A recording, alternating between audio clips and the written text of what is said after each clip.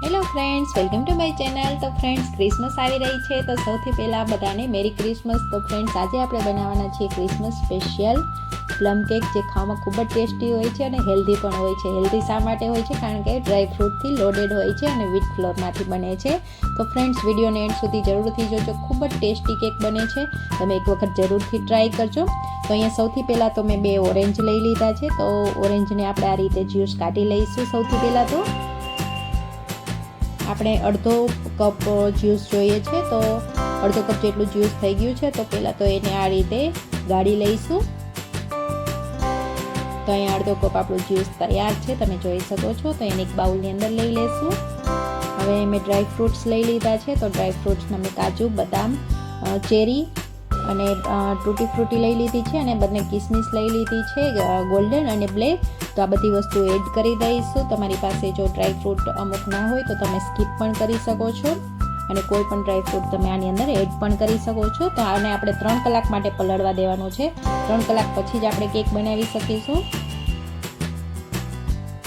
તો તમારે જ્યારે કેક બનાવી હોય તો પહેલાંથી જ 3 કલાક આ રીતે સોક કરી અને રાખી દેવાનું છે. હવે આને કવર કરી અને 3 કલાક માટે આ રીતે રહેવા દઈશું. 3 કલાક પછી આપણે એક પેન લઈ લઈશું. પેનની અંદર મેં અડધો કપ સુગર લઈ લીધી છે. તો એને આપણે કેરેમલ કરવાની છે. તો આ રીતે ગેસની ફ્લેમને એકદમ લો ઉપર રાખીશું અને આ રીતે ચલાવતા જઈશું. થોડી જ વારમાં છે આપણી સુગર મેલ્ટ થવા માંડશે.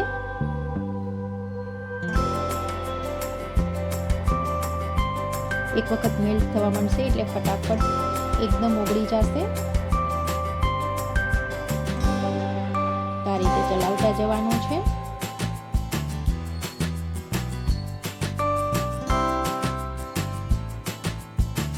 તો અહીંયા સુગર આપણી મેલ્ટ થઈ ગઈ છે, તમે જોઈ શકો છો. હવે 1/4 કપ જેટલું આપણે પાણી એડ કરી દેવાનું છે ફટાફટ એની અંદર. થોડું થોડું કરીને એડ કરશું, એ ક્યારે નહીં કરીએ. અને હવે ગેસની ફ્લેમને આપણે ઓફ કરી દેવાની છે અને આ રીતે મિક્સ કરી દઈશું પાણી સાથે. હવે એને સાઈડ ઉપર રાખી દઈશું. હવે ઠંડુ થાય ત્યાર પછી આપણે એને એડ કરવાનું છે. તો અહીં એક બાઉલ લઈ લેશું.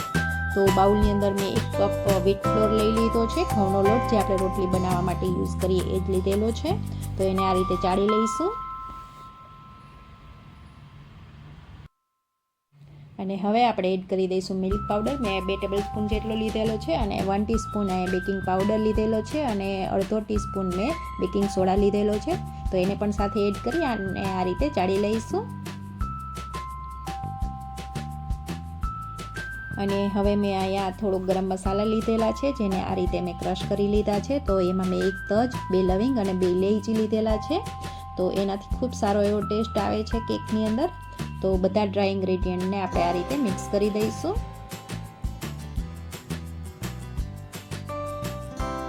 તો મિક્સ થઈ ગયું છે સરસ. અને જે હવે આપણે 3 કલાક પહેલાં ડ્રાય ફ્રૂટ્સ જ્યુસની અંદર પલાળીને રાખ્યા હતા એ લઈ લઈશું. એને આ રીતે થોડા મિક્સ કરી દઈશું. સરસ રીતે પલળી ગયા છે, તમે જોઈ શકો છો. અને આપણે બધું મિક્સ કરીને રાખ્યું છે એને એડ કરી દઈશું આ રીતે એની અંદર.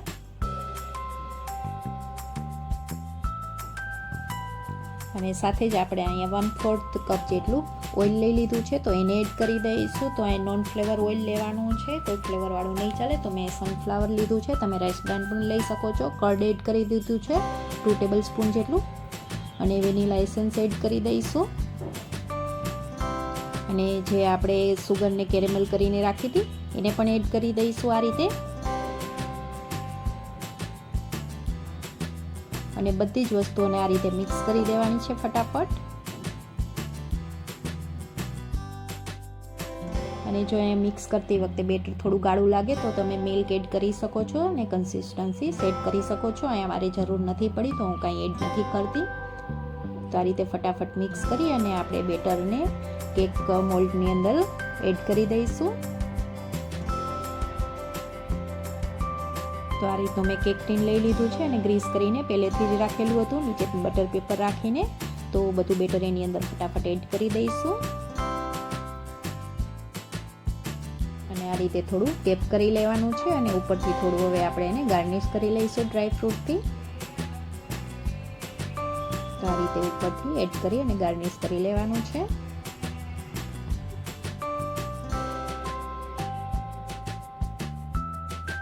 ફ્રેન્ડ્સ, આ કેકને આપણે ઓવનમાં બનાવીશું. તમે કઢાઈની અંદર પણ બનાવી શકો છો. કઢાઈનો પણ મેં વિડીયો કરેલો છે કેકનો, તો તમે જોઈ શકો છો. અને ઇઝીલી ઓવન જેવી જ કઢાઈની અંદર પણ બેક થઈ જાય છે. તો અહીંયા મેં ઓવનને પ્રીહીટ કરી લીધું હતું 10 મિનિટ જેવું. તો એની અંદર આપણે ટીનને રાખી દઈશું અને 35 મિનિટ જેવું આપણે એને બેક થવા દઈશું.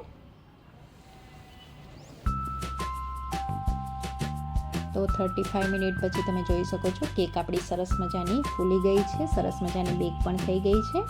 તો એકદમ ઠંડી થાય પછી જ આપણે એને ડીમોલ્ડ કરીશું. તો આ રીતે ઠંડી થઈ ગઈ છે. તો સાઈડથી આ રીતે આપણે એને ચપ્પુથી કટ લગાવી દઈશું અને મોલ્ડને આ રીતે પલટાવી અને ઉપરથી થોડું ટેપ કરીશું તો ઇઝીલી ડીમોલ્ડ થઈ જશે. ઉપરથી આપણે બટર પેપરને હટાવી દઈશું. તો તમે જોઈ શકો છો એકદમ સ્પોન્જી બની છે અને ખૂબ જ ટેસ્ટી બને છે ફ્રેન્ડ્સ આ કેક, અને ખૂબ જ હેલ્ધી પણ હોય છે. બાળકોને ખૂબ જ ટેસ્ટી લાગશે.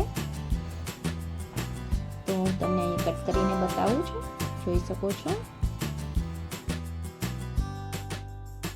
તો ફ્રેન્ડ્સ, અહીંયા આપણી એકદમ ટેસ્ટી, હેલ્ધી અને spongy Christmas special plum cake તૈયાર છે. તમે એક વખત જરૂરથી બનાવજો અને કમેન્ટ કરીને જરૂરથી બતાવજો કે તમારી કેક કેવી બની છે. અને તમને જો વિડીયો સારો લાગ્યો હોય તો વિડીયોને લાઇક કરજો, શેર કરજો અને ચેનલને સબસ્ક્રાઈબ કરવાનું બિલકુલ ના ભૂલતા. Thank you, by.